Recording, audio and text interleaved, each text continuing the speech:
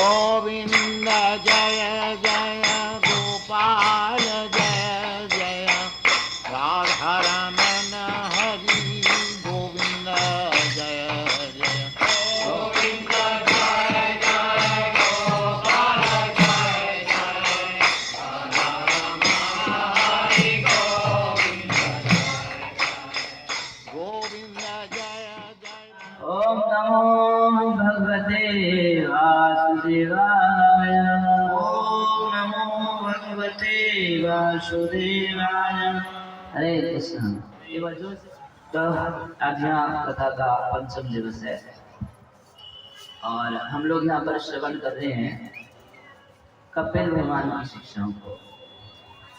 तो कल तक हम श्रवण किए कि किस प्रकार से माता देवहूति से भगवान कपिल के रूप में अवतार लिए। और ये जो कपिल हैं ये प्रसिद्ध नास्तिक कपिल हैं, इनसे अलग है। अब नास्तिक कपिल और इस कपिल को एक मान लेंगे तो बहुत सारे लोग सांख्य दर्शन में कंफ्यूज होते रहते हैं। जो श्रीमद् भागवतम में कपिल हैं वो भगवान के अवतार हैं, स्वयं भगवान हैं। तो यहाँ जब भगवान प्रकट हुए तो सारे देवता वहां पर आके बाजे बजाने लगे, कीर्तन करने लगे, गंधर्व लोग गीत गाने लगे, अप्सराएं नृत्य करने लगे। और इस तरीके से वर्णन कर रहे हैं कि सबके मन और सब सरोवरों नदियों के जो जल है एकदम स्वच्छ निर्मल हो गए। बहुत सुंदर वातावरण है। तो बहुत सुंदर वातावरण है। और तत्कर्तुम आश्रम पदम सरस्वत्या परिचितम स्वयंभू साग्र ऋषि भी मरीचि आदि भी अभ्यगार।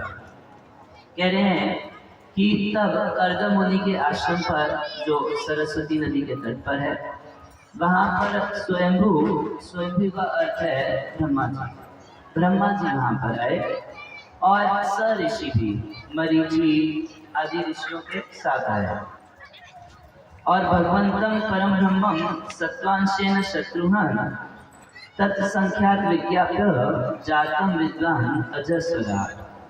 तो जो अज है, अज बोलते हैं ब्रह्मा जी को, उनका जन्म तो भगवान विष्णु से हुआ है, मगर क्योंकि भगवान से ही उनका जन्म हुआ है इसलिए उनको अज कहा जाता है। तो ऐसे भगवान ब्रह्मा जो है बाकी सारे लोगों को इस संसार में कोई ना कोई अध्यापक पढ़ाता है, मगर ब्रह्मा जी को कौन पढ़ाया था? ब्रह्मा जी को साक्षात भगवान ने ज्ञान दिया था। भागवत के प्रारंभ में लिखा गया है तेने ब्रह्म हृदय आदि कवये मुह्यन्ति यत सूरया। जिस ज्ञान को, जिस तत्व को समझने में बड़े बड़े सूरी, बड़े बड़े देवता, ऋषि मुनि मोहित हो जाते हैं, उस ज्ञान को भगवान ने, उस ब्रह्म विद्या को, वेद की विद्या को तेने ब्रह्म हृदय आदि कवये, आदि कवि ब्रह्मा जी के हृदय में भगवान ने हमको ज्ञान दिया। बस भगवान ने संकल्प किया कि हमारे बेटा को ज्ञान हो जाए और उनके बेटा को ज्ञान हो गया। इस संसार में ऐसा किसी के साथ नहीं हो सकता कि आप बस सोचें कि हमारे बेटे को आज पूरा पूरा ज्ञान हो जाए तो हो जाएगा। उसको स्कूल भेजना पड़ेगा, कॉलेज भेजना पड़ेगा, ट्यूशन लगानी पड़ेगी, क्या क्या करते हैं तब भी ज्ञान नहीं होता। और भगवान के संकल्प मात्र से ब्रह्मा जी को सारा ज्ञान हो गया। कि सभाजन विशुद्धेन चेतसा तच्चिकीर्षितम। जब ब्रह्मा जी समझ गए कि भगवान अब क्या करने वाले हैं और कर्दम मुनि के कार्यकलापों को देखे तो कर्दम मुनि और देवहूति माता से इदम इस प्रकार से बोले। तो सबसे पहले किससे बोल रहे हैं? सबसे पहले ब्रह्मा जी बोल रहे हैं, कर्दम मुनि से बोल रहे हैं। तो ब्रह्मा जी कह रहे हैं त्वयि अपचितस्तातः कपिलः कल्पितः निर्व्यलीकृतः। तुम्हारे द्वारा हे तात, हे प्रिय पुत्र, अव्यलिक मतलब निष्कपट भाव से मेरी सेवा हुई है। तुमने कोई चीटिंग नहीं की, कोई धोखा नहीं दिया।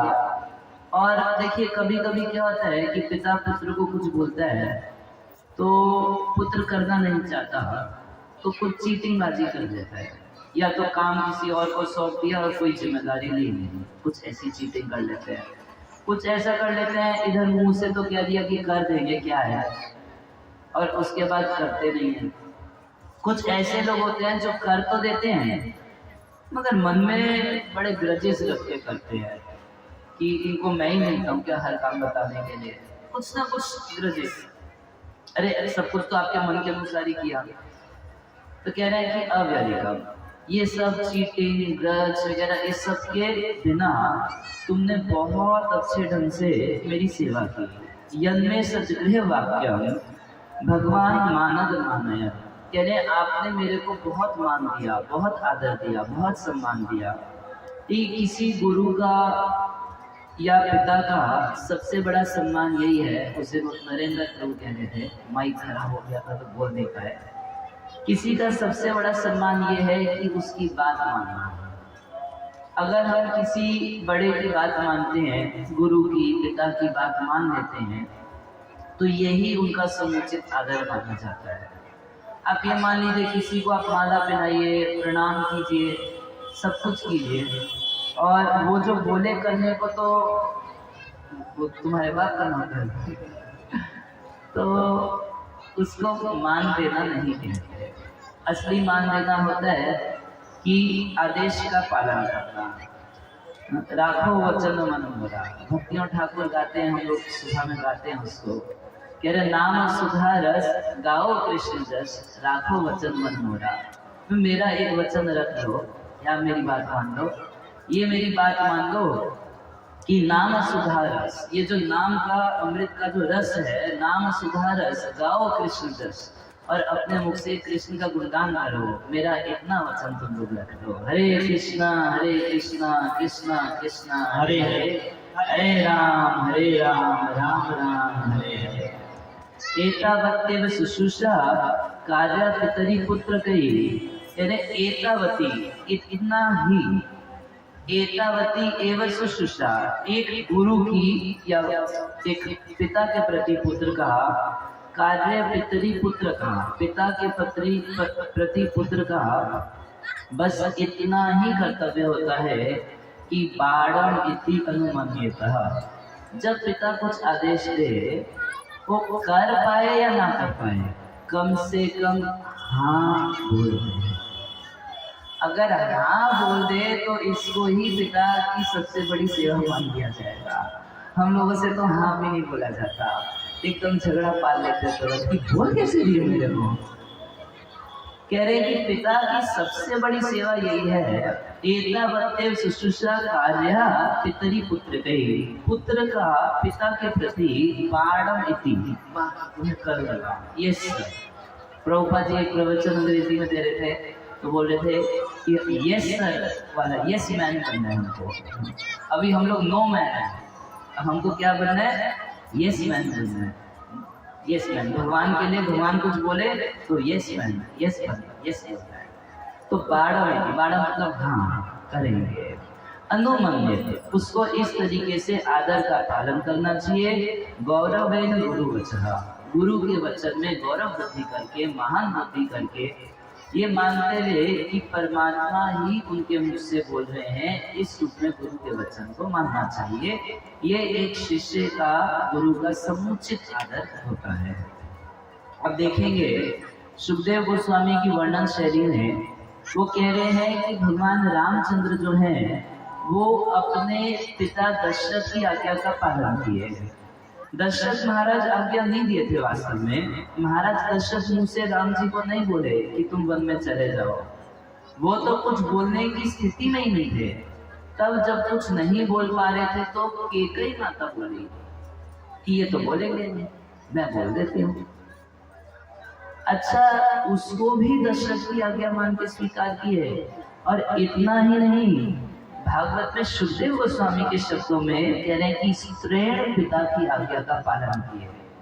कोई दूसरा होता तो बोल देता कि आप अपनी एक पत्नी में आसक्त होकर मुझको आज राज्य से निकाल रहे हो, तुमको स्त्री में इतनी आसक्ति है राजाओं के। तो मगर भगवान राम जान रहे हैं इस चीज को, मगर उनके उस दोष पे तो ध्यान नहीं दिए।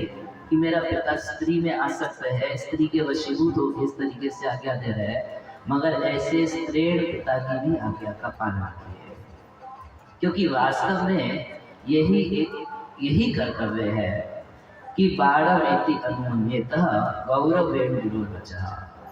बाढ़वेति यानी अगर नहीं कर पाया कोई दोष नहीं है, मगर कम से कम अगर करने का प्रयास किया तो ये माना जाता है कि उसने किया। अभी हम लोग के आगे तो बहुत समस्या है, करना और सफलता तो बहुत दूर की बात है, करने का प्रयास करने की उस प्रयास का भी कोई प्रयास नहीं है, और हाँ बोलना तो वही भारी पड़ रहा है। ऐसे भगवान परशुराम के रूप में जगत को शिक्षा दे रहे हैं।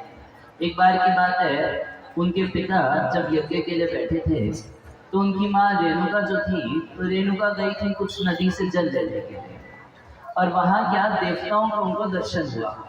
जब बहुत सुंदर सुंदर देवता देखी तो कुछ देर वहीं पर रह गई और मुहूर्त यज्ञ का बीत किया। अब जब वापस लौटी तो परशुराम जी के पिता जो थे वो समझ गए ये क्यों देर की, तो अपने पुत्रों को बोले कि तुम्हारी जो माँ है इसका वध कर दो। तो जो बड़े बड़े लड़के थे, कोई अपनी माँ का वध कर सकता है? नहीं किया, कोई वध नहीं किया। तब तक भगवान सबसे छोटे थे भगवान परशुराम, तो इनको बोले कि देखो तुम अपनी माँ का वध कर दो। तो भागवत में लिखा गया है कि परशुराम जी अपने पिता के सामर्थ्य को जानते थे, वो पिता की आज्ञा पालन करके माँ का गला काट दिया और बोले कि ये सारे भाई भी हमारी आज्ञा का पालन नहीं किए, इन सबका भी गर्दन काट दो, सबका गला काट दिए। तो पिताजी बड़े खुश हुए, बोले अब हमसे कुछ वरदान मांगो। बोले मेरी माँ को और भाइयों को सबको वापस जीवित कर दीजिए और उनको भुला दीजिए कि मैंने उनकी गर्दन काटी थी। हो गया। भीष्म पितामह बन गए, अपने पिता के आशीर्वाद से बन गए। तो पिता का एक महत्व है, मगर पिता की कुछ आज्ञा ऐसी होती है जो नहीं भी पालन करेंगे तो कोई दोष नहीं। मान लीजिए आपका पिता आपको बोले कि एक बोतल शराब खरीद के ला, तो जरूरी नहीं है कि पिता की आज्ञा का पालन किया जाए। भागवत में ही एक कथा आती है कि ययाति महाराज थे।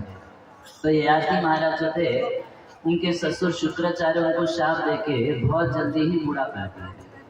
जब उनको बुढ़ापा हो गया तो अपने ससुर जी से प्रार्थना किए, तो बोले कि ठीक है तुम एक्सचेंज में किसी से जवानी ले सकते हो, अपना बुढ़ापा किसी को दे दो और बदले में उसकी जवानी। ये तो अभी आजकल हम लोग के लिए तो सब संभव नहीं है ना। कितने ऐसे लोग होते हैं जो बोलते हैं कि प्रभु जी हमारा मोटापा आप ले लीजिए, अपना पतलापन हमको दे दीजिए, हम मोटापे से परेशान है, कोई फैसिलिटी अवेलेबल ही नहीं है। मोटा किसी का पतलापन ले ले, पतला किसी का मोटा, कुछ है नहीं, जो जैसा है वो वैसे ही रह जाता है। मगर शुक्राचार्य फैसिलिटी दिए ययाति महाराज को कि तुम अपना बुढ़ापा किसी को दे दो और उसकी जवानी तुम ले लो। तो सबसे पहले अपने सबसे बड़े पुत्र यदु महाराज से बोले, यदु महाराज को बोले कि बेटा ऐसा है कि मेरे को तुम अपनी जवानी दे दो। तो यदु महाराज बोले कि पिताजी अगर जवानी आपको दे दूं तो बुढ़ापे में तो भगवान का भजन हो नहीं पाता। कितने लोग ऐसे बोलने लगते हैं, अरे तुम जवान लोग क्या भजन कर रहे हो, भजन तो बुढ़ापे में करना चाहिए। मतलब जब आँख से दिखना बंद हो जाएगा तब भागवत पढ़ेंगे। कितने बूढ़े लोग होते हैं, उनको बोले कि आप भगवत गीता ले लीजिए, दिखता नहीं है, कहाँ पढ़ेंगे। अच्छा जब कान से सुनना बंद हो जाए, मशीन लगा के भी सुनाई ना दे, तो भागवत कथा सुनेंगे। जब घुटनों में इतना दर्द हो जाए कि चला ना जाए, तब गिरिराज जी की परिक्रमा लगाएंगे। तो यदु महाराज साफ इनकार कर दिए, बोले पिताजी बुढ़ापा आ जाएगा तो भगवत भजन बन नहीं पाएगा, भजन करो मस्त जवानी में, बुढ़ापा किसने देखा है। यदु महाराज पिता की आज्ञा का पालन नहीं किए, मना कर दिए साफ साफ। मगर कारण क्या, भगवत भजन करने के लिए। फिर उनके 3 पुत्र और थे, उन तीनों को बोले कि तुम हमें अपनी जवानी दे दो। तीनों के तीनों बोले कि पिताजी जवानी में तो एंजॉयमेंट होता है, बुढ़ापे में कौन एंजॉय कर सकता है, हम नहीं देंगे। तब अपने सबसे छोटे लड़के पुरु महाराज को बोले कि बेटा तुम्हारे सारे बड़े भाई जो बोले तुम मत बोलना, तुम अपनी जवानी मुझको दे दो। तो पुरु महाराज बोलते हैं कि पिताजी बड़े दुख की बात है कि आपको मुझसे बोलना पड़े, मेरे लिए ये भी बहुत कष्ट की बात है। सबसे अच्छा पुत्र तो वो माना जाता है जो उत्तमा चिंतया कुर्यात्। उत्तम पुत्र वो है जो सोचने पर, गुरु ने कुछ सोचा, पिता ने कुछ सोचा, सोचने से पहले कर दे। आपको बोलना पड़ा मुझसे, यही मेरे लिए सबसे बड़े दुख की बात है। उत्तम चिंतया कुर्यात् प्रोक्ता करे तो मध्यमा। अच्छा बोलने पे कोई कर दे काम तो उसको मध्यम बोलते हैं, सेकंड क्लास। फर्स्ट क्लास क्या है कि मन की बात समझ के कर दे। सेकंड क्लास बोलने पर कर दे, अरे चलो बोल दिए तो कर दे, श्रद्धा पूर्वक कर दे कि पिता की आज्ञा है करने में। अच्छा, तीसरी कैटेगरी का थर्ड क्लास कौन है? कह रहे अधमो अश्रद्धया कुर्यात्। जो अधम है, थर्ड क्लास का है, वो अश्रद्धा से कर देता है। अरे क्या करे पिताजी है, करना तो पड़ेगा, क्या करे गुरु बुलाया बोल दिया तो करना तो पड़ेगा। अरे और जो करो, जो आज्ञा का पालन नहीं करता वो तो पिता का पुत्र नहीं है, पुत्र नहीं वो मूत्र के समान है। पुत्र मूत्र दोनों एक जगह से निकलता है, तो कह रहे हैं कि उसको पुत्र नहीं बोलेंगे, उसको तो मूत्र बोलेंगे। वो फोर्थ क्लास, कह रहे फोर्थ क्लास बोल ही नहीं सकते, वो पुत्र खिलाने के लायक ही नहीं है।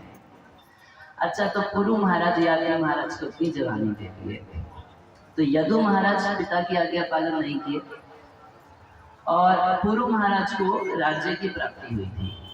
जो यादव महाराज जब अपना राज्य दिए तो अब सबसे बड़े लड़के को अपना राज्य ना देके सबसे छोटे जो उनको जवानी दिया था, मान लीजिए आपके 5 लड़के हैं, उनमें से एक आपकी हर आज्ञा का पालन करता है तो आपको ज्यादा प्रिय होगा ना। यहाँ तो एक भी नहीं करता है, इसलिए आप लोग कल्पना भी नहीं कर पा रहे होंगे ऐसा भी पुत्र हो सकता है संसार में जो बात मानता हो। मगर अगर 5 पुत्रों में से एक हर बात मानता है तो बाकी 4 से ज्यादा उससे लगाव होगा। तो यादव महाराज पुरु महाराज को राज्य देती है। अब यदु महाराज जो हैं, यदु महाराज पिता की आज्ञा पालन नहीं किए थे, मगर परीक्षित महाराज कह रहे यदोष धर्मशील से नेतरा मुनि सप्तम। जब कृष्ण लीला सुनने की चाह हुई तो बोले कि यदु महाराज धर्मशील है। बोले ये कैसे धर्मशील है? कभी आप बोलते हैं कि पिता की आज्ञा एकदम तुरंत मान लेनी चाहिए, जिस व्यक्ति ने पिता की आज्ञा ठुकरा दी थी आप कह रहे कि वो धर्मशील है? तो कह रहे हाँ, उन्होंने भगवान के भजन के लिए पिता की आज्ञा ठुकरा दी, इसलिए वही धर्मशील है। तो एक धर्म है कि पिता की आज्ञा पालन करना चाहिए और एक हायर धर्म है कि भगवान के भजन के लिए बाकी सारी मटेरियल कंसिडरेशंस को छोड़ देना चाहिए, वो करना चाहिए। इसीलिए यदु कुल में भगवान आए और पुरु महाराज से जो कुल हुआ उसमें पांडव आदि सब है। यदु कुल को भगवान स्वीकार किए, यदु महाराज के उस समर्पण को भगवान स्वीकार किए। अरे एतावत्तेन शुश्रूषः कार्य पितरि पुत्रते। वास्तव में पुत्र का पिता के प्रति और शिष्य का गुरु के प्रति इतना ही कर्तव्य है कि कम से कम हाँ तो बोल दे कि हाँ ठीक है करेंगे। इमा तुहितर सत्य सुमध्यमा सर्गम एतत्र भावे स्वे भ्रमिष्यन्ति अनेकधा। और कह रहे हैं कि ये जो तुम्हारी पुत्रियां हैं ये सब सती हैं, सत्य यानी सती हैं, पतिव्रता हैं। तो हे प्रिय पुत्र और देवहूति माता दोनों से कह रहे हैं कि ये लोग आगे सृष्टि को आगे बढ़ाएंगी। अतः तम ऋषि मुख्याभ्य यथाशीलम यथारुचि। इसलिए तुम जो श्रेष्ठ ऋषि लोग हैं उनसे इनके शील के अनुसार, इनके रुचि के अनुसार इनका विवाह कर दो। आत्मजा परिदेही अद्य विष्णु यशा भूमि। और इनके माध्यम से पृथ्वी पे तुम्हारा यश बढ़ेगा। उसके बाद भगवान कपिल के विषय में कह रहे हैं, कह रहे वेदा हम आद्यम पुरुषम अवतीर्णम स्वमाया। मैं जानता हूँ, वेदा हम, मैं जान रहा हूँ कि ये जो परम पुरुष हैं वो तो भगवान तुम ही थे ना, कपिल भगवान। अरे ये जो परम पुरुष हैं ये अपनी माया से, अपनी अंतरंगा शक्ति से यहाँ प्रकट हुए हैं। और भूतानां सेवाधीन देहम विप्रणाम कपिलम नमे। इनका नाम देखिए, भगवान का नामकरण कौन कर रहा है? स्वयं ब्रह्मा जी आकर भगवान का नामकरण कर रहे हैं। कह रहे इसका नाम क्या होगा? कपिल नाम से विख्यात होगा।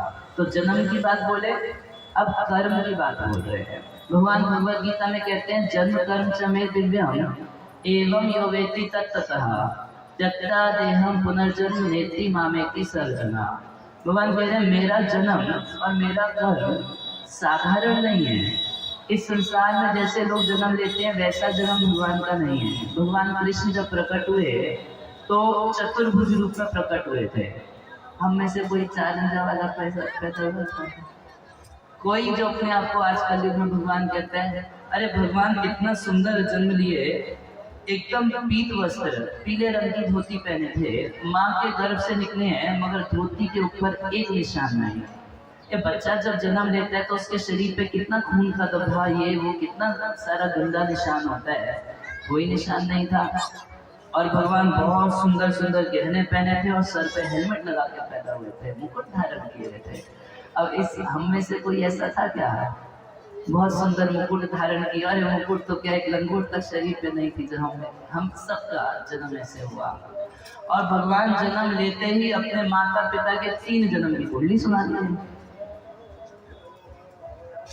बोले कि पहले तुम कृष्णी और सुतपा के नाम से थे और भजन किए, मैं तुम्हारे पुत्र के रूप में कृष्णी गर्भ के रूप में हुआ।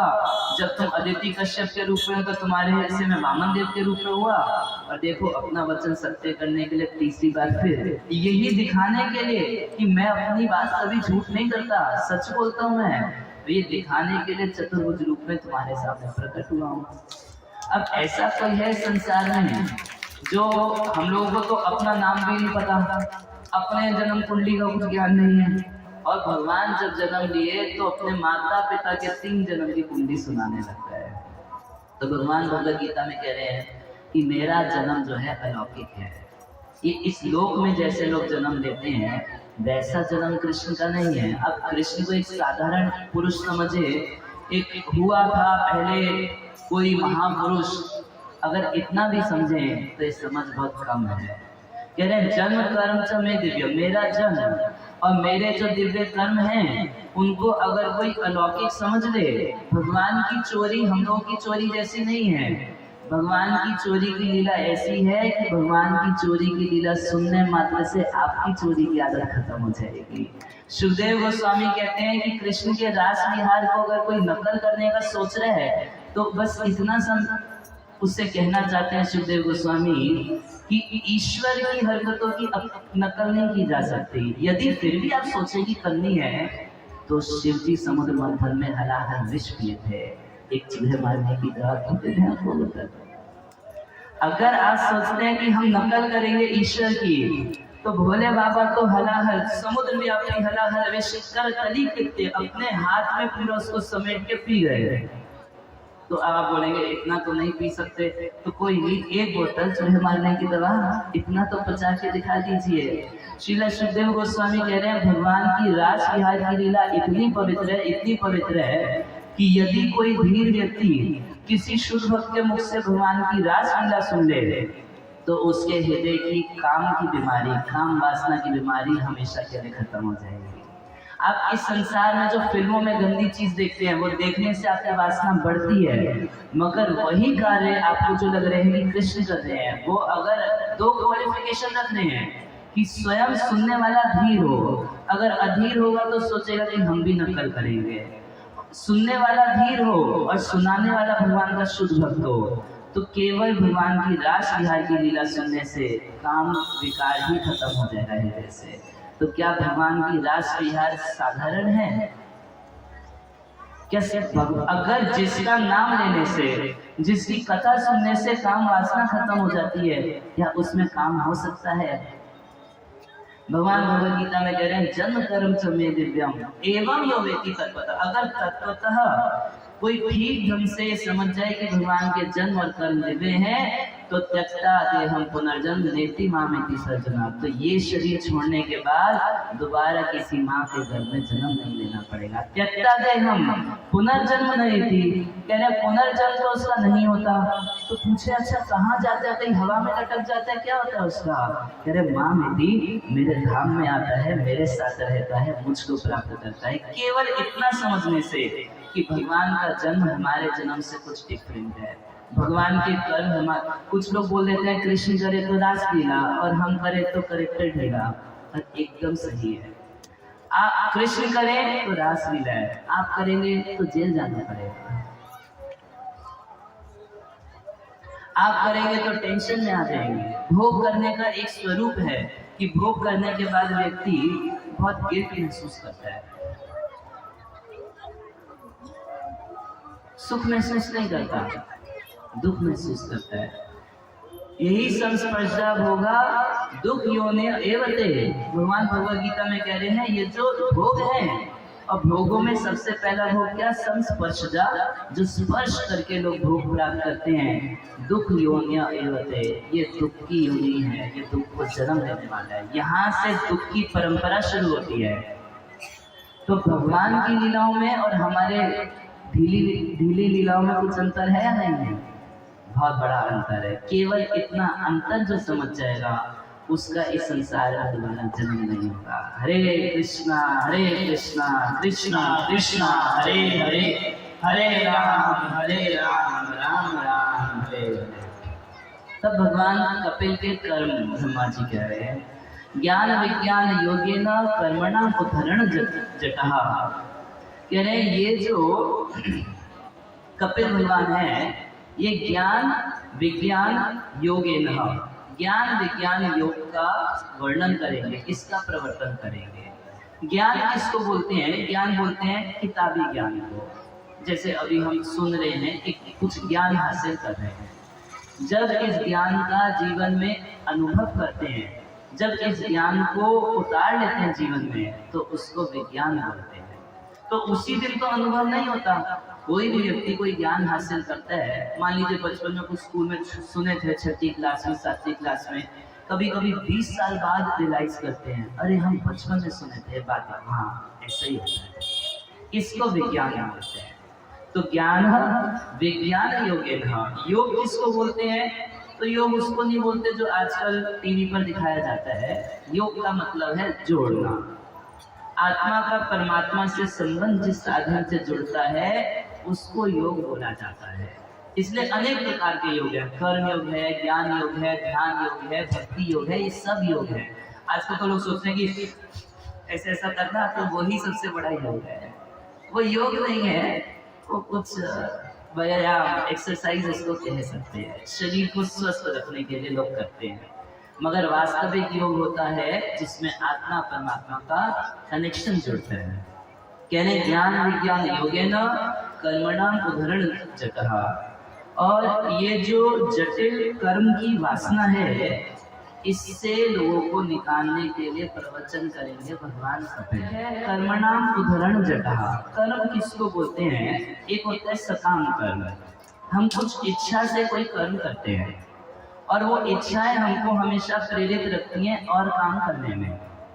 तो महारानी कुंती कह रही है कि भवेस्मिन् क्लिश्यमाना नाम अविद्या काम कर्म भी। इस संसार में भवेस्मिन्, भव में संसार में, भवेस्मिन् क्लिश्यमाना नाम, हर व्यक्ति कुछ कलेश हो गया है। तो पूछे उनसे कि भाई कलेश की आपकी क्या परिभाषा है? कुछ लोग बोलते हैं इसने मेरे को गाली दे दी कलेश हो गया, उसने पिटाई कर दी कलेश हो गया। मगर कलेश की शास्त्रीय परिभाषा है 3 कलेश होते हैं। आप लोग गिनिएगा कि मैं माइक देके पूछूंगा। पहला क्या? अविद्या, दूसरा काम, तीसरा कर्म। यहाँ कर्म का मतलब है पाप कर्म, जो सिंफुल एक्टिविटीज है, जो कर्म जिसको बोलते हैं। ठीक है, इसको थोड़ा ध्यान से समझिए। अविद्या किसको बोलते हैं? ये पहला कलेश जीव का। अविद्या बोलते हैं अपने को ये शरीर मानना। आप सोचते हैं हम ये चमड़े का शरीर है। आप में से कौन कौन सोचते हैं कि ये चमड़ा मैं हूं? थोड़ा सा विचार कीजिए। अच्छा एक बार इधर आप पे हाथ रखिए, रखिए सब लोग।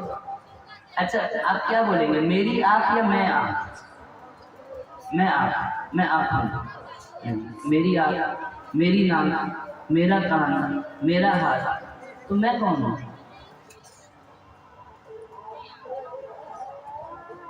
तो फिर मैं कौन हूँ? इससे कुछ अलग हूँ या नहीं हूँ?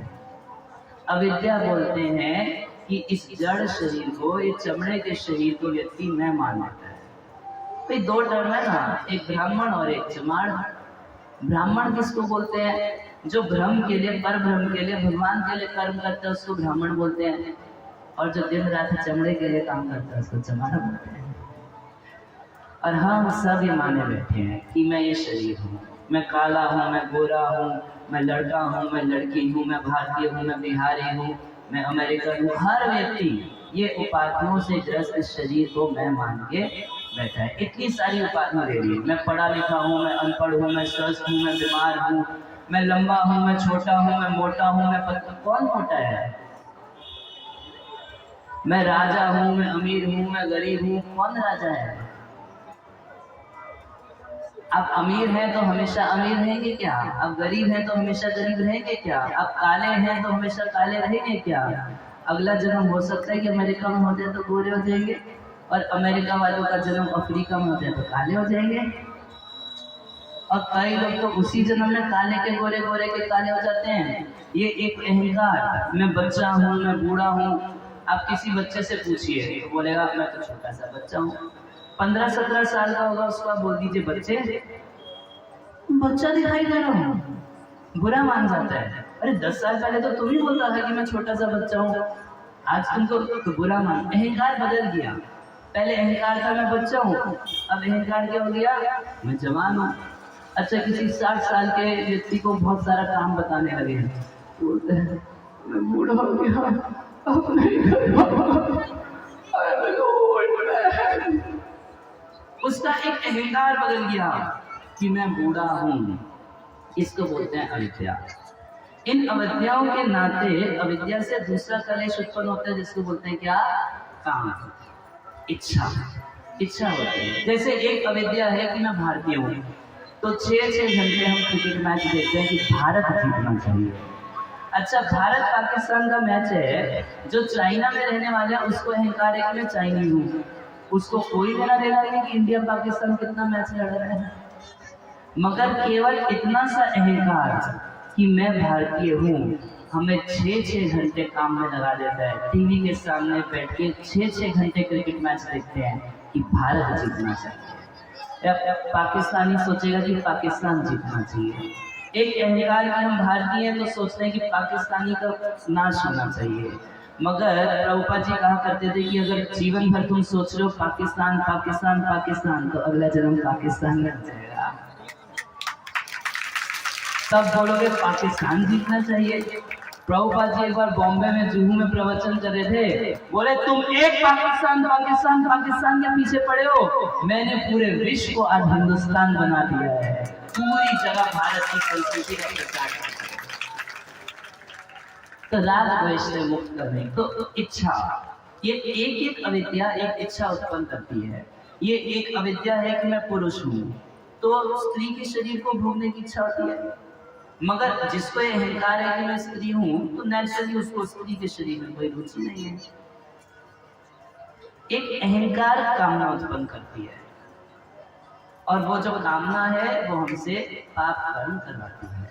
अविद्या, काम, कर्म, ये जो कर्म है इसी को प्रारब्ध कहा जाता है। इसी प्रारब्ध में से अप्रारब्ध के रूप में रहते हैं। इसमें से 2 ब्रांच निकलती है, एक को प्रारब्ध बोलते हैं। प्रारब्ध वो कर्म है जिसको हम आज भोग रहे हैं, ये तो शरीर को ही प्रारब्ध कहा जाता है। उसके अलावा जो हम दुख बीमारी भोग रहे हैं, ये अविद्या से उत्पन्न काम, काम से उत्पन्न किए गए कर्मों के कारण आज उसका बिल आया है, बिजली का बिल आज आ जाया है। तो इसको बोलते हैं प्रारब्ध। और इस अप्रारब्ध से एक दूसरी ब्रांच निकलती है जिसको बोलते हैं कूट। ये कूट मतलब की कामना। ये अप्रारब्ध जो है, ये जो पाप कर्म है, ये वापस से कामना उत्पन्न करता है। जैसे आप अगर सिगरेट पीते हैं, जो सिगरेट नहीं पीता उसको कोई कामना नहीं है सिगरेट पीने की, 2-3 बार सिगरेट पीने के बाद उसको वापस कामना आती है इसी काम को कर। समझ गया कैसे होता है? तो ये जो पाप कर्म है, एक तरफ तो आपको दुख देता है, दुख बीमारी देता है, और दूसरी ओर उसी जैसा पाप कर्म करने के लिए फिर से इच्छा हृदय में उत्पन्न करता है। और ये कर्म का चक्र जो है चलता रहता है, चलता रहता है, जब तक इसकी जड़ अविद्या का नाश नहीं है। अगर ये अविद्या का नाश हो जाए और उसको विद्या की प्राप्ति हो, उसको ज्ञान हो जाए कि मैं तो कृष्ण का दास हूँ, मैं तो राम जी का दास हूँ, उनकी सेवा मेरी, वही मेरा जीवन है, वही मेरा स्वरूप है, तो अब उसको कामना होगी। क्या कामना होगी? मुझे कृष्ण की सेवा करनी है, मुझे कृष्ण के बारे में सुनना है, मुझे कृष्ण का नाम जप करना है, मुझे कीर्तन में नाचना है, मुझे भक्तों का संग करना है। ये इच्छाएं होंगी, और ये इच्छा और ये अविद्या से मुक्त जो है, ऐसा व्यक्ति वैकुंठ को प्राप्त कर जाता है। तो भगवान कपिल जो है ज्ञान विज्ञान योगेन कर्मणाम उद्धरण जटहा, कह रहे हैं ये बड़ा जटिल ज्ञान है, या फिर इसकी जड़ बहुत गहरी है। ये इच्छाओं की शुद्धि इतनी आराम से नहीं होती। एक बार की बात है कि एक व्यक्ति गया शमशान में, उसका कोई स्वजन मर गया था। आप जानते हैं जब हम लोग शमशान जाते हैं किसी के मरने पे, लोग को रोते देखते और किसी को चलते देखते, मन में बड़ा वैराग्य आता है, अरे एक दिन ऐसा सबके साथ होना है, जो इकट्ठा किया एक दिन तो सब चला जाएगा और ऐसे सबको रोना पड़ेगा। अब ये व्यक्ति सोचा कि भाई इतना तो भजन वजन करके वैराग्य नहीं आता, देखो शमशान इतनी अच्छी जगह है, ऐसा विरक्त मन हमेशा बना रहेगा। देखिए शमशान वैराग्य लंबा नहीं चलता। शमशान में जाते हैं तो लगता है कि कुछ नहीं है संसार में, वापिस जब घर आते हैं वो बोलते हैं जला जलू के आते हैं, उसके बाद चाय चलती है, और बस चाय के साथ साथ सारा वैराग्य भी चला जाता है। चाय होती है, बातचीत होती है, आदमी 2-3 दिन में सब भूल जाता है। ऐसा ही होता है ना सबके साथ। बोला कि हम शमशान में रह जाएंगे, हमारा वैराग्य एकदम पक्का रहेगा, हमेशा पता रहेगा कि संसार में एक दिन मरना है, दुख है, ये सब अच्छा लगेगा, तो रह गया शमशान में। जब शमशान में रहने लगा तो देखा कि बहुत सारे मुर्दे आते थे, उनके रोने धोने वाले आते थे, और जब भी मुर्दा आता था तो सबसे पहले शमशान में किसको ढूंढा जाता है? लकड़ी वाले को। तो देखा कि लकड़ी वाला मुफ्त की लकड़ी लेके आता है और उसको 21 रुपया मिल जाता है।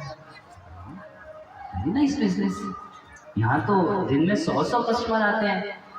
अच्छा, तब तक उसको नजर गई ब्राह्मण देवता के ऊपर। अब ब्राह्मण देवता तो कुछ करता भी नहीं, वो तो 2-4 मंत्र बोलता है, वो खुद आग भी नहीं देता है, किसी से उसमें सामान डलवाता है, किसी से परिक्रमा कराता है, बेटे से मुख में आग डलवाता है। 5100 रुपए, बोला ये बिजनेस बड़ा अच्छा है। तो शमशान में रह रहा था वैराग्य प्राप्त करने के लिए, मगर उसी में उसको बिजनेस दिखाई देने लग गया। ये कर्म की इच्छा की जड़ बहुत गहरी है, इतनी आसानी से वैराग्य होता नहीं है। और इतनी अच्छी जगह शमशान जहाँ वैराग्य उसने सोचा बना रहेगा, वहां भी टूट गया। एक बार की बात है, हम लोग प्रचार के लिए गए थे उधर हसनापुर, मेरठ के पास एक जगह है। तो एक भक्त मेरे को बोलने लगे कि प्रभु जी आप जाएंगे दिल्ली तो मुझको भी लेके जाइएगा, वहाँ एक मंदिर है पंजाबी बाग में, बोले वहाँ के ठाकुर जी बहुत सुंदर है, उनका दर्शन करना चाहता हूँ। तो बहुत बार मेरे को बोलने लगा, प्रोग्राम जब फिनिश हुआ तो मैं उसको ले आया अपने साथ। तो 4-5 दिन हमारे साथ रहा था, एक दिन लेके गया, उसको दर्शन कराया राधिका रमन का। तो बहुत सुंदर वहाँ के डीटीज हैं, दिख रहे हैं, हम लोग इंटरनेट पे भी ढूंढेंगे तो मिलेंगे, बहुत ज़्यादा सुंदर ठाकुर जी हैं, राधिका रमन नाम है उनका। तो जब हम लोग वापस आ रहे थे तो वहाँ पर जो जनरल मैनेजर थे मंदिर के, तो स्वागत सत्कार कर रहे थे, तो वहाँ पर बहुत सुंदर एक चॉकलेट बनाए थे, वो लोग खुद मंदिर वाले बनाए थे, जिसमें वो सब चीज़ नहीं डालते, जो निषेध होता है कुछ डालते नहीं, बहुत सुंदर चॉकलेट बनाए थे। तो आते आते जो भक्त हम लोग के साथ थे सबको एक चॉकलेट दे दिए। तो भक्त चॉकलेट खाए, गाँव का लड़का था और पहली बार इतनी स्वादिष्ट चॉकलेट खाया था। तो वापस आया मंदिर, 2 दिन बाद बोलता है, प्रभु जी अगर हम फिर से उसी मंदिर जाएंगे तो चॉकलेट मिलेगी ना? तो मैं बोला देखो, पहली बार तुम मंदिर गए थे ठाकुर जी को देखने के लिए, अब तुम मंदिर जाओगे किसके लिए? चॉकलेट के लिए। तो बहुत गहरी जड़ कर्म के बंधन की है। ये इच्छाओं की बहुत गहरी जड़ है, इतनी आसानी से ये टूटती नहीं है। तो भगवान कपिल जो भागवत के 30वें स्कंद में प्रवचन किए, कपिल कर्म बंधना, ये कर्म का जो ये बहुत भारी बंधन है। आप देख रहे हैं ना, कुछ काम करते हैं, वैसे ही काम करने की इच्छा, ये साइकिल चलती रहती है और उस कर्म से अविद्या का पोषण होता रहता है, अविद्या भी बढ़ती रहती है। और अविद्या रहेगी तो इच्छा रहेगी, इच्छा रहेगी तो पाप कर्म होगा, पाप के दो हिस्से होंगे, एक से संकट होगा और एक से फिर से इच्छा होगी और ये कर्म का चक्र चलता रहेगा। तो इस कर्म के चक्र को काटते हैं भगवान कपिल। वो भक्ति का ज्ञान दिए जिससे ये कर्म का चक्र कट जाएगा। तो अच्छा करते हैं अच्छा फल मिलता है, बुरा करते हैं तो बुरा फल मिलता है। और निश्चित रूप से आज नहीं तो अच्छा कर्म तो अच्छा फल, बुरा कर्म तो बुरा फल, आज नहीं तो निश्चित फल मिलता है। मगर ये अच्छा बुरा दोनों से अगर कोई मुक्त होना चाहता है तो भगवान की भक्ति जो है अच्छे बुरे दोनों से मुक्त करके उसको भगवान के धाम पहुंचा देती है। वहाँ अच्छे बुरे का भेद नहीं है, वो भेद रहित जगत है, वो भेद रहित वैकुंठ है, वहाँ कोई कुंठा नहीं है। तो इतना कर्म करेंगे। और स्वरूप कैसा है तो कह रहे हिरण्यकेश पद्माक्ष पद्मुद्रा पदाम्बुजम्। हिरण्यकेश भगवान कपिल के बाल थे स्वर्ण रंग के, गोल्डन कलर के बाल थे। हिरण्यकेश और पद्म अक्ष, आंखें कितनी सुंदर सुंदर है, तो कमल के पत्ते के समान चौड़ी, लंबी लंबी चौड़ी, इतनी चौड़ी, कितना कान तक खिंची हुई आंखें। हम लोग को तो ऐसे छोटा सा बंदर का नेत्र दे दिया है, ऐसे छोटा सा एकदम, मगर भगवान के नेत्र कमल के पुष्प की जो पंखड़ी होती है उस पंखड़ी के समान ऐसे एकदम कान तक खिंचे हुए, बहुत सुंदर दिखाई देते हैं। और पद्म मुद्रा मतलब पद्म आसन में बैठ के ज्ञान देंगे। और पदाम्बुजम्, उनके चरण कमल कैसे हैं तो वो भी एकदम कमल के पुष्प, एकदम कोमल कोमल चरण है। इस तरीके से ऐसा मानवी ते गर्भम प्रविष्ट कैटवार्धन, तुम्हारे गर्भ में प्रवेश किए हैं ये भगवान कपिल जो है, ये कैटव अर्धन। कैटव एक असुर था, मधु कैटव, दो असुर थे, नाम सुने होंगे। तो कैटव क्या किया था कि ब्रह्मा जी से वेदों की चोरी कर लिया था। अब ये मान के चलिए, ऐसा नहीं कि किताब चोरी करके ले गया, वेदों की चोरी मतलब उस असुर का ऐसा प्रभाव था कि ब्रह्मा जी का दिन रात अब आलस में बीतने लगा। और आलस, जो व्यक्ति आलसी होता है तो धीरे धीरे उसका ज्ञान नष्ट हो जाता है, आलस ज्ञान को नष्ट कर देता है। तो ब्रह्मा जी आलसी हो गए, उनका वेदों का ज्ञान जाने लगा। तो जैसे भगवान श्री हरि ब्रह्मा जी को फिर से वेदों का ज्ञान दिए थे, बिल्कुल वैसे ही तुम्हारा ये जो लड़का है कपिल, ये तुमको ज्ञान देगा। अविद्या संशय ग्रंथिम छिद्रागाम विचक्षति, कह रहे हैं कि अविद्या और संशय दो ग्रंथि का छेदन करेगा। अविद्या बोलते हैं कि हम भगवान के हैं, इस बात को हम भूल गए, इसको बोलते हैं अविद्या। और संशय बोलते हैं, संशय मतलब क्या, कुछ डाउट, कुछ संशय। तो संशय मतलब कि एक तो हम ये भूल गए कि हम आत्मा हैं, तो एक तो ये प्रॉब्लम। दूसरा, इतना ही प्रॉब्लम खत्म नहीं हुआ, दूसरा प्रॉब्लम ये कि ये जड़ शरीर को, चमड़े के शरीर को मैं मानकर बैठ गए। अब 24 घंटे इसको खिलाना है, इसको सजाना है, ये करना है, वो करना है, जो कुछ कर रहे हैं सब इस शरीर के नाते कर रहे हैं। तो दो चीजें, इन दोनों का छेदन करेगा तुम्हारा लड़का। अयम सिद्ध गणेश सांख्याचार्य सुमतः, और जो ये सांख्य दर्शन देगा वो सुसम्मतः, सबको स्वीकार होगा। देखिए, किसी का दिया हुआ ज्ञान किसी को अच्छा लगता है, किसी का दिया हुआ ज्ञान किसी को अच्छा लगता है, किसी और का दिया हुआ ज्ञान किसी एक कैटेगरी के लोगों को अच्छा लगता है, मगर भगवान का दिया हुआ ज्ञान वो सबके लिए होता है। जैसे अभी मीडिया वाले बड़ा झगड़ा उठा रहे हैं कि तुम सनातन लोग जो हो तो संविधान तो नहीं मानते, मगर संविधान को मानते हैं, उस भारतीय संविधान की भी सीमा है। आपका संविधान भारत के बाहर कोई नहीं मानेगा, मगर सनातन शिक्षा जो है, वैदिक शिक्षा जो है, ये सिर्फ इस पूरे विश्व के लिए नहीं, विश्व के लिए, देवताओं के लिए, ब्रह्मा जी के लिए, संपूर्ण ब्रह्मांड के लिए, अनंत कोटि ब्रह्मांडों के लिए सनातन शिक्षा सबके ऊपर लागू होती है। अंतर है दोनों में। आपके संविधान, आपके क्या हमारे ही संविधान है, हमारे संविधान की ज्यूरिसडिक्शन केवल भारत तक सीमित है। अमेरिका वाले भाई ना मानेंगे, इंडियन कॉन्स्टिट्यूशन में लिखा है। कहां से आ गए तुम भाई? इंडियन कॉन्स्टिट्यूशन ये अमेरिका है। अब जैसे हम लोग यहाँ पर गाड़ी चलाते हैं तो स्टीयरिंग रहती है राइट साइड में और सड़क की लेफ्ट साइड में हम लोग चलते हैं, है ना। ये बाइक चल रही है, गाड़ी चल रही है तो सड़क के लेफ्ट में चलते हैं।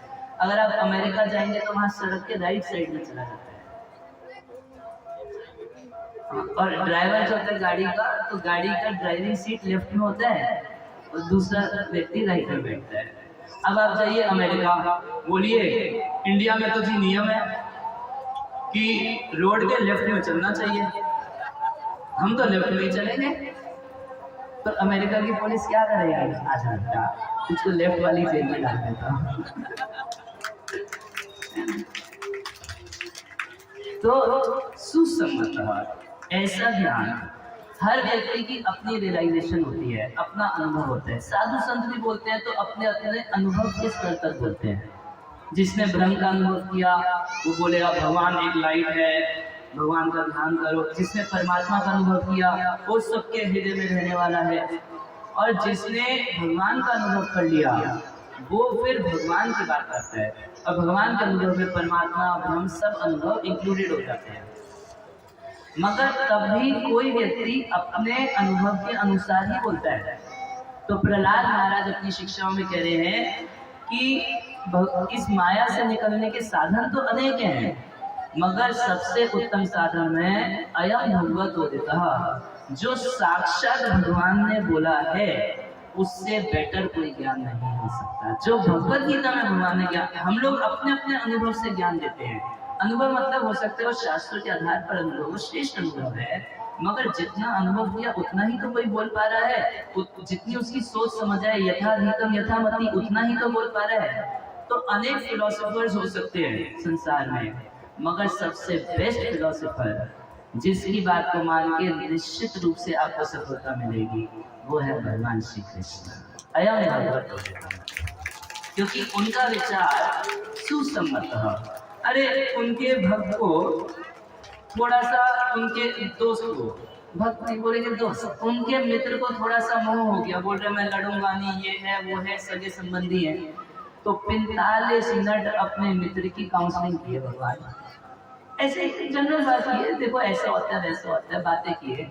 और वो जो 45 मिनट भगवान बोले, वो छोटा सा 700 श्लोक का ग्रंथ जो है वो पूरे विश्व का सबसे बड़ा सिद्धांतिक ग्रंथ बन गया। किसी को अगर गलत बात नहीं बोलनी होगी तो गलत बात बोल के, वो गीता जी में लिखा है, तो मतलब अगर कोई बोल दिया कि गीता में लिखा है तो थर्ड क्लास बात को भी व्यक्ति फर्स्ट क्लास मान लेता है। इतना बड़ा प्रमाण है गीता। हम लोग टीवी में आप लोग देखते होंगे राधा कृष्ण सीरियल, वो कृष्णा जो फिलोसफी बोलता है वो तो आशिकी की बातें करता रहता है। तो बस लोगों को इतना विश्वास है कि गीता से बोल रहा होगा, गीता का एक भी श्लोक नहीं बोलता होगा। और कभी कभी कृष्ण भी कंफ्यूज होते होंगे, भाई ये मैं कब बोला। एकदम थर्ड क्लास की सब, मतलब निकृष्ट फिलोसफी जिसको बोलेंगे, ऐसी फिलोसफी वो कृष्ण का स्वरूप बना के बोलता है और लोग विश्वास कर लेते हैं। क्यों? क्योंकि एक चीज सब जानते हैं कि भगवत गीता से ऊपर और कोई ज्ञान की बात नहीं हो सकती है। क्यों? अयम भगवतोदितः, क्योंकि वो साक्षात भगवान ने, सृष्टि को बनाने वाले ने बताया कि सृष्टि कैसे बनाई, सृष्टि को बनाने वाले ने बताया कि सबकी साइकोलॉजी कैसे बनाई, सृष्टि को बनाने वाले ने यह भी बताया कि इस भव सागर से कैसे। तो जिसने सब कुछ बनाया उसी ने बताया, उससे बेटर कोई बता सकता है? जैसे इन्होंने सब टेंट साउंड लगाया, अब मान लीजिए यहाँ पर मैं बैठे बैठे अंदाजबाजी लगाऊं कि ये स्टेज के नीचे 8 इन्होंने वो लगाया हुआ क्या बांस के डाले होंगे, ठीक है। और ये लाइट जो है पूरे पंडाल में 12 लाइट लगाई होगी। मैं अपने से एक अटकलबाजी करता हूँ, क्या क्या कैसे कैसे लगाया होगा। इस पूरे पंडाल में तकरीबन 28 मीटर तार लगा होगा। आप सोचते हैं कि ये परफेक्ट ज्ञान होगा, मगर अगर उनसे पूछेंगे तो पूरा पूरा ठीक बता देगा कि प्रभु जी इस पंडाल में इतना हमने ट्यूब लगाया है, नीचे इतना बाज डाला है, यहाँ पर इतने बॉक्स लगाए हैं, इतना मीटर तार में सारा काम किया है। क्यों? उसने क्योंकि सब कुछ किया है, उसने बनाया है, उसका ज्ञान इस मामले में परफेक्ट है। बिल्कुल उसी प्रकार से हम यहाँ से अटकलबाजी करें कि सृष्टि ऐसे ही बनी होगी। अब वैज्ञानिक लोग तो बोल देते हैं कि एक बॉम्ब ब्लास्ट हुआ और सृष्टि हो गई, बिग बैंग थ्योरी। अब आप सोचिए, मैं आप लोगों को बोलूं कि आज से 5 दिन पहले अनिल प्रभु यहाँ पर एक बॉम्ब गिरा दिया, बॉम्ब ब्लास्ट हुआ और सारा पंडाल तैयार हो गया, आप मान लेंगे? कोई बोले आपके घर में कुछ दीवार टूट जाए, मिस्त्री नहीं बुलाना, हम एक बॉम्ब ब्लास्ट करेंगे और आपका घर वापस ठीक हो जाएगा। तो जो कुछ है वो भी सब खत्म हो जाएगा। और आप खुद सोचिए, बॉम्ब ब्लास्ट से सृष्टि नहीं हुई, कैसे सृष्टि हुई वो सब स्वयं भगवान ने बताया कि कैसे हुई। एक और सिद्धांत है वैज्ञानिकों का, वो बोलते हैं कि हम सब बंदर की औलाद हैं, डार्विन थ्योरी। डार्विन बोलता है कि पहले हम सब वानर थे और धीरे धीरे एवोल्यूशन के द्वारा अब हम मनुष्य हो गए। हम भारतीय बहुत अच्छे से जानते हैं कि रामलीला में वानर भी थे और मनुष्य भी थे। सब लोग क्लियर जानते हैं, नहीं जानते हैं? एक बार प्रभुपाद जी से विदेश में एक व्यक्ति वैज्ञानिक था, अड़ गया, बोला स्वामी जी हमारे पूर्वज सब वानर थे। प्रभुपाद बोले निश्चित रूप से तुम्हारे सारे पूर्वज वानर होंगे, मगर हम लोगों के नहीं थे। हम मान रहे तुम्हारे तो सब, यहाँ तो गांव में ऐसा है कि खेल में अगर कोई किसी को बोल दे तू वानर का बेटा है तो बुरा मान जाता है। और बड़े बड़े वैज्ञानिक नोबेल प्राइज प्राप्त करते हैं ये बोल के कि हम सब वानर का बेटा है। तो सृष्टि को हम जान सकते हैं बहुत बढ़िया से अगर बनाने वाले से सुने, बनाने वाले से पूछिए कि वो कैसे बनाया। तो कह रहे हैं ये जो ज्ञान देंगे भगवान का पेड़, ये सुसम्मत है, ये सबको सम्मत है, ये सबके लिए है, ये किसी एक जाति विशेष के लिए, एक देश विशेष के लिए किसी सीमा से बंधा नहीं है, ये ज्ञान सबके लिए है। भगवान भगवद गीता में कहते हैं स्त्रियो वैश्य तथा शूद्र तेपी यान्ति पराम गतिम। जो ये भगवत भक्ति का ज्ञान है ये किसी स्तर का व्यक्ति स्वीकार कर ले तो तेपी यान्ति पराम गतिम, वो भगवत धाम जाएगा ही जाएगा। संसार में लोग बोल देते हैं कि स्त्रियां कम बुद्धिमान होती हैं, भगवान कहते हैं ऐसा सोचने वाले लोग अगर सोचे भी ऐसा तो अगर स्त्री भी मेरी भक्ति करेगी, स्त्री है, और लोग सोचते हैं कि शूद्र कम बुद्धिमान होते हैं, तो कह रहे स्त्री हो वैश्य तथा शूद्र किसी स्तर का व्यक्ति हो भक्ति करेगा तो तेपी यान्ति पराम गति, परम गति को भगवान के धाम को प्राप्त करेगा। हरे कृष्णा कृष्णा कृष्णा हरे हरे, हरे राम राम राम हरे। तो आप खुद ही बताइए कि क्या भगवद गीता स्त्री और शूद्र विरोधी है? क्या भगवद गीता रामचरितमानस दलित विरोधी है? अब अगर शिक्षा मंत्री ऐसे बोले तो उसको अशिक्षित मंत्री बोलेंगे या नहीं बोलेंगे? कौन बना दिया उसको शिक्षा मंत्री? हम तो प्रभुपाद जी कहते थे कि डेमोक्रेसी जो है, ये प्रभुपाद जी से एक दूसरा नाम रखे थे, बोले यह है डीमन क्रेजी। कुछ मूर्ख लोग मिलके जिनको खुद ही ज्ञान नहीं है किसी एक मूर्ख व्यक्ति को नेता चुन लेते हैं, उसको डेमोक्रेसी बोलते हैं। पहले ऐसा नहीं था। जो कुछ पोस्ट है डेवलप की वो इलेक्शन से नहीं होती थी, सिलेक्शन से होती थी। ऐसा नहीं कि किसी को कुछ ज्ञान है नहीं है, कुछ पता है नहीं पता है, किसी को इलेक्ट कर दिया उसको नेता बना के रख दिया। अरे ऐसा शिक्षा मंत्री होता है क्या जिसको इतनी भी शिक्षा नहीं है? कभी शिक्षा मंत्री से जाकर पूछे कि आप रियल में रामचरितमानस पढ़े हैं? कभी किसी गुरु के चरणों में रह के रामचरितमानस या भगवद गीता भागवतम पढ़े हैं? फिर आप कैसे टिप्पणी कर सकते हैं इसके ऊपर? किसी नेता को अधिकार नहीं है टिप्पणी करने का। जो जीवन दिया है भागवत को वही तो बता सकता है कि भागवत में क्या लिखा है। जिसने इसका मनन किया है, चिंतन किया है, आचार्यों के पास इसको सीखा है, वो टिप्पणी करे तो समझ में आएगा। मगर आजकल तो सब लोग सोचते हैं कि हम टिप्पणी कर दें और वही सबसे बड़ा प्रमाण माना जाएगा। तो कह रहे हैं कि ये भगवान कपिल जो है, ये कपिल इति आख्यानो, इनका नाम कपिल मुनि रहेगा। गंगा ते कीर्ति वर्धना, और ये तुम्हारी कीर्ति का वर्धन करेंगे।